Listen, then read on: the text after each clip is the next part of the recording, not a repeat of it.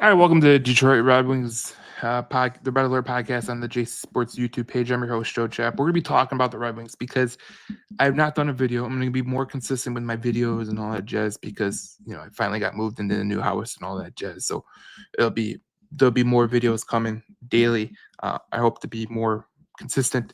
But I think a lot of people, I don't want to say this lightly, but I think a lot of people are underestimating the firing of what Derek Alone, the firing of Alone and what it meant for the Detroit Red Wings. Now, you know, when we talk about the Red Wings, we talk about the Yzer plan. And there's a lot of things that you could look at the Yzer plan and you could literally put some holes in the Yzer plan. The free agents have not been great. There's been some free agents that have paid off. There's been some trades that have been paid off, but there's a lot of players that are getting contracts here that haven't lived up to their contract, and that's not all on Steve Eiserman because the player that you paid, you expect to get the most out of. But a guy like Ben Sherratt, I could have told you was going to be not a great signing, but he's useful, but it needs to be the right team. Andrew Kopp, I feel like he gets a lot of flack for no reason, but I think he's a good player. I just don't think he's suited for the role that he was in before he got injured, but he was doing damn good before he got injured. Comfer, I've been a little bit disappointed, but let's be honest. I mean, when we got him, it was because of how he did his two-way play, how good his two-way play was. So what I'm saying is there's promise in the Red Wings firing Derek Lalonde because when you look at the records of Derek Lalonde before Todd McLellan took over, uh, Derek Lalonde was 13, 17, and 4. He had 30 points in 34 games. And then you look at Todd McLellan, he had 56 points in 48 games, 26, 18, and 4. And I told people when it was happening that the Detroit Red Wings were uh, they were trying to go uphill after a bad start. And if you follow the podcast at any point in time, or you've listened to the podcast, or you just listen to some of the videos I put out over the past couple of years, I've said the same thing for the past 2 years. I was never a fan of Derek Alone. I never felt like he really got the most of the team. I felt like a lot of times they chased their own ass late in the year, just like they did this year. They started very, very slow, but I was intrigued when Todd McLellan came in because you started to see the growth of Marco Casper. You started to see the growth of Albert Johansson. You started to see the growth of Simon Edmondson, and those are going to be your guys moving forward. Like I think Johansson could be a top 4 defenseman, a top 4 guy. I think Simon Edmondson could clearly be a top, top 2, top 4 guy. But you got to get help for Mister Sider, and that's where the defense is a little bit lacking. And I go back to the signing of Justin Hall, which was never a great signing. The letting Shane Spare go and trying to get Eric Gustafsson wasn't a great trade either. Like in terms of you let Spare go in free agency, and then you sign Gustafsson, and you think you're going to get a better defenseman, but he's not the better offensive player. And sometimes it's a little bit you take your chances at what you're trying to do, but overall, I saw growth for the first time from the young players. I think we can expect to get what we get from the veterans. Patrick Kane, Dylan Larkin.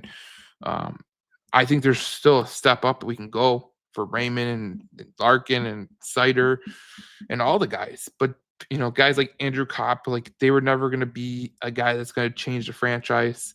What you're hoping for was, some of these value signings that you make them for a couple of years. Do like what the Florida Panthers are doing in Florida. I mean, they would never be the team they were if they never signed Sam Bennett to that cheap ass contract. Sam Reinhart was another cheap contract that they got. They signed Evan Rodriguez. They'd made some smooth moves. Mikko Mikkola was a guy no one wanted. They had a Gustav Forsling. They had a guy in Brandon Montour who was traded to them. even before the Kachuk trade, they were still a decent team. I mean, I know Barkov is a hell of a player, but it's just the smooth moves that you can make. But what I'm trying to say is I see promise with the Red Wings this year. Even though they didn't make the playoffs, even though it was a little bit of our hard track, they still played relatively well. And I saw promise when the way that Todd McLellan was getting that team to play. And a lot of people are pressing the panic button. They're like, "Oh, this is not going to go good." I feel for the first time under Steve Yzerman that they actually have the coach to match the general manager. Let's just put it how it is. You definitely need talent in the NHL, but when you don't have the talent or you're a young and upcoming team, you need the coach. Like you really need the coach. Like I saw Toronto was a different team this year. They didn't show it in the playoffs, but they were a different team this year, in my opinion.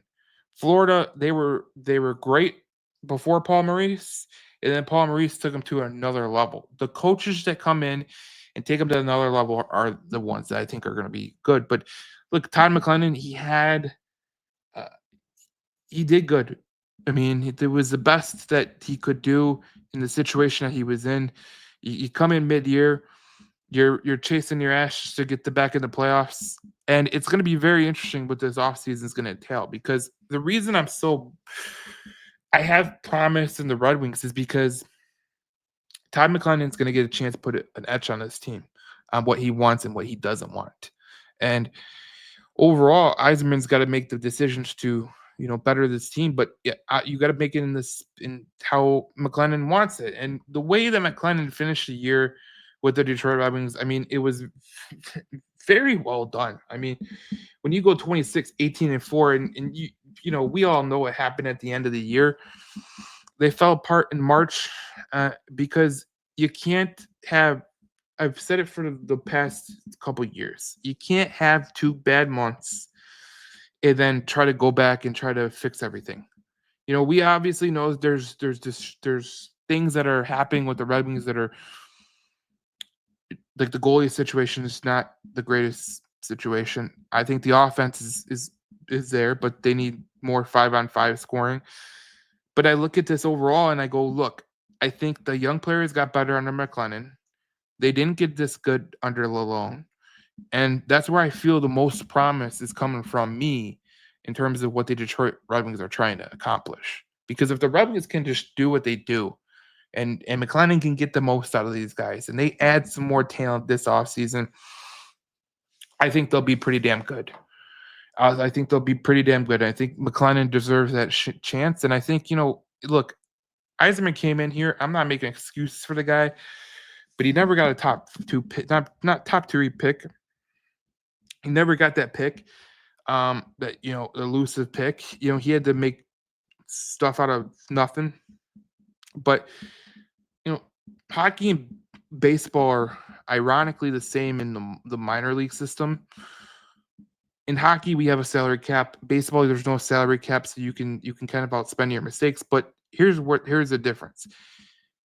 All Yzerman has to do is look at the guy across the street, Scott Harris. Scott Harris don't have a big payroll with the Tigers, but they continue to make smooth moves. And I'm not asking Steve Yzerman to go get Mitch Marner.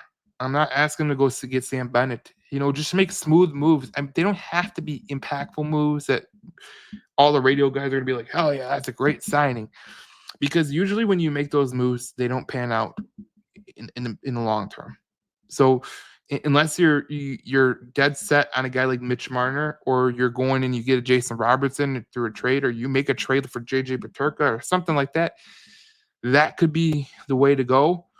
But make the smooth moves. And the cap is supposed to, increase over the next couple of years. You got Raymond and Sider at a definite steal.